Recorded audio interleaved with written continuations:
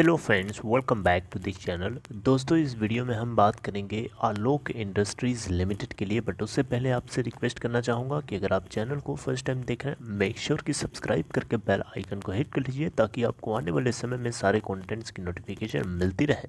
दूसरी चीज़ कि अगर आप डीमैट या ट्रेडिंग अकाउंट ओपन कराना चाहते हैं, डिस्क्रिप्शन बॉक्स में लिंक आपके लिए दिया गया है, आप चाहें तो देख सकते हैं। आज अगर हम देखें दोस्तों तो 31 दिसंबर 2021 को आलोक इंडस्ट्रीज़ लिमिटेड ने 25.75 पे ओपन होने के बाद 26.35 का हाई बनाया और 25.60 का लो। 11.9 मिलियन यानी 1,19,39,544 टोटल वॉल्यूम जनरेट हुआ, जहां मार्केट कैप की कंपनी की मार्केट कैप है 12,785 करोड़ रुपए। 25.75 के ऊपर सेटल हुआ 0.78% की ग्रोथ के साथ। अगर हम इसके 52 वीक लो की बात करें 18.70 एंड हाई है 32.25 का। दोस्तों, एक बढ़िया खबर आ रही है सिर्फ आलोक इंडस्ट्रीज़ लिमिटेड के लिए ही नहीं बल्कि पूरे टेक्सटाइल सेक्टर के लिए, चाहे वो ट्राइडेंट हो चाहे कोई और दूसरी कंपनी हो जो टेक्सटाइल सेक्टर से जुड़ी हुई है। एक बहुत बड़ा फैसला सरकार ने लिया है और ये बहुत ज़रूरी भी था क्योंकि बहुत लोग इसका इंतज़ार कर रहे थे। जीएसटी काउंसिल ने फैसला लिया दोस्तों कि जो इन्होंने टेक्सटाइल सेक्टर के अंदर 5% से जीएसटी हाइक को 12% जब इन्होंने किया था, उसको डिफ़र कर दिया है।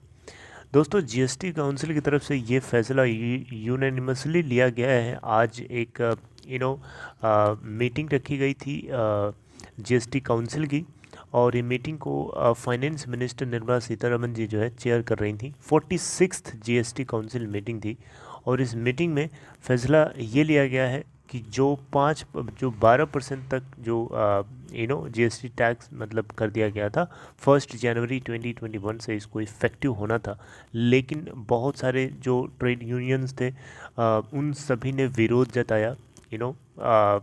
उन सभी ने स्ट्राइक करी और इवन आज स्ट्राइक भी थी। तो उसी को देखते हुए यहाँ पे अगर हम देखें तो फाइनेंस मिनिस्टर को एक लेटर रिसीव हुआ था गुजरात के चीफ मिनिस्टर से, जिनका नाम है मिस्टर बोमानी। तो ये वसवराज बोमानी, तो इन्होंने एक लेटर लिखा था, उस लेटर को रिसीव किया फाइनेंस मिनिस्ट्री ने और फिर ये मीटिंग जो है स्केड्यूल करी गई थी। और लेकिन यहाँ पे एक बात आपको नोटिस करनी चाहिए कि जो आप टेक्सटाइल से जुड़े हुए प्रोडक्ट्स खरीदते हो, कपड़े अगर आप खरीदते हो या इस तरीके जो भी आइटम खरीदते हैं, उसके ऊपर आपका जो अब जीएसटी लगना था पहले 5% था, अब 12% कर दिया था। लेकिन अब ये इफ़ेक्टिव नहीं रहा क्योंकि इसको डिफ़र कर दिया है।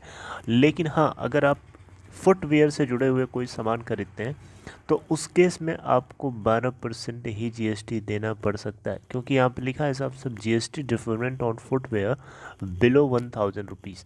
1000 या 1000 से नीचे तक अगर आप कोई आइटम खरीदते हो फुटवेयर में, तो उस केस में आपको 12% जीएसटी देना पड़ेगा। राइट, उसके लिए सरकार ने कोई चेंजमेंट अभी तक नहीं किया है, इसमें कोई मेंशन नहीं है। यहाँ पे टेक्सटाइल वाली बात अगर हम देखें तो उसके ऊपर यहाँ सरकार का बोलना है कि we will decide further in next meeting, यानी एक बार फिर से मीटिंग को स्केड्यूल किया जाएगा आने वाले कुछ दिनों में, कुछ सेशंस में। तो नेक्स्ट जो काउंसिल मीटिंग होगी उसी में फर्दर रोड मैप को सरकार डिसाइड करेगी कि क्या एक्चुअली में होना चाहिए। राइट, लेकिन देखिए तो कुछ भी कहिए दोस्तों, ये अच्छी बात तो कंज्यूमर के पॉइंट ऑफ व्यू से नहीं थी, क्योंकि कस्टमर्स के लिए अगर जो चीज़ पहले एक्स रुपीज़ की पड़ रही थी तो एक्स प्लस समथिंग ज़्यादा की पड़ जाएगी, तो एक तरीके से कस्टमर्स को एक एक्सप्लॉयटेशन जैसी फीलिंग हो रही थी। और जो शॉपकीपर्स थे, जो सेलर्स थे, उनको भी प्रॉब्लम्स थी क्योंकि उनके पास कस्टमर्स के आने की जो कंसंट्रेशन है वो रिड्यूस हो जाएगी। पहले 100 आते थे तो अब 100 में से अब 80 लोग ही आएंगे, क्योंकि अब वो चीज़ कॉस्टली पड़ेगी तो उनको कम लोग खरीदेंगे ना। अब कम लोग उसको खरीदेंगे तो उसका शॉपकीपर की सेल्स कम हो जाएंगे, तो उसका प्रॉफिट मार्जिन कम हो जाएगा। सीधी सी बात है, सरकार को तो उतना ही चाहिए। मेरी बात समझ रहे हैं?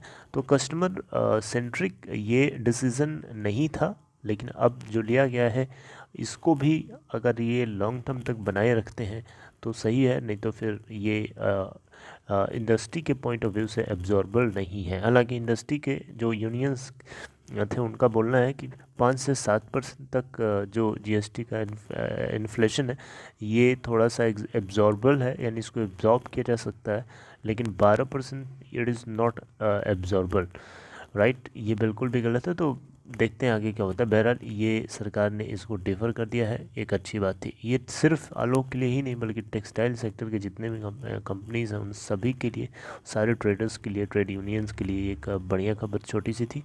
अगर आपको ये कंटेंट समझ में आया तो आप इसे लाइक करके सपोर्ट कर सकते हैं। And take care.